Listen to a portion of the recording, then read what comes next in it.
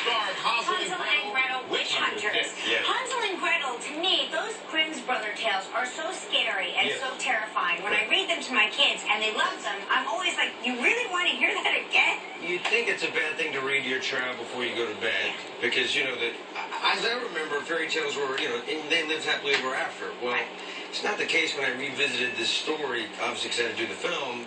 In short, here's what happens. Hansel and Gretel left in the forest to die, essentially. Because the stepmother was like, get rid of these kids. Yeah, the parents just leave them in the forest, you know, on their own accord. So they eat some breadcrumbs, whatever the heck they do, and they find this candy house, this gingerbread house. They eat it. They're tempted, lured in by this witch. Door closes. Witch tries to eat them in the cauldron. They kill the witch at the end. Night-night, kids. Have good dreams. It's like, so, I thought the movie, you know, taking it 15 years later, you kind of wonder what they're doing. They're probably pretty angry for witches, so they go around and start killing witches. So you're witch hunters for hire. Witch hunters for hire, yeah. But here's the thing. Hansel and Gretel, now these are two child names that never really took off. Why did you guys? I don't know. Every year, you know, the list comes out. It's Sophia, it's Isabella, it's Jordan. Right.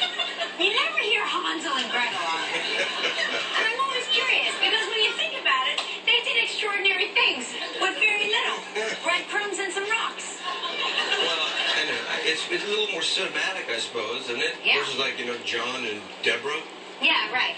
Well, Right. Going witch hunters? Yeah. That sounds good. John and Deborah, witch hunters. Doesn't have the same ring to it. Exactly. But are there a lot of special effects, or was it shot in front of a green screen, or It was shot in 3D, and we were lucky enough to have pretty much everything in the movie that you guys will see is what we saw. All the sets were built, so the world was all around us. Unlike a lot of movies like that, it's usually a green screen. You have to just talk to a tennis ball or something. Right. He had the troll was this massive guy, probably got your size, in this huge costume with animatronics.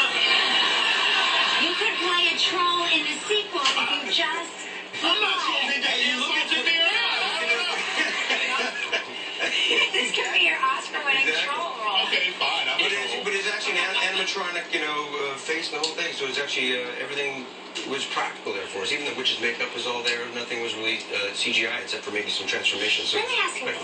Do you get scared when you're on? I mean, I know that you have the script. You have the benefit of knowing what's going to happen, how it's going to come together. But does it scare you a little? What, witches? Trolls, witches. I mean, just being in a movie that's very dark. Maybe when you first see like this, you know, witch, whatever, bleeding and disgusting as they are, but then at lunch, when they're sipping a latte and eating, she's there. Yeah, and like going with, you know, with their iPhone, it kind of kills the mystique of the. Oh boy, well let's let's watch a clip. In this scene, while searching the forest for Gretel, you come upon the gingerbread house from your childhood that got this whole thing started. So let's take a look.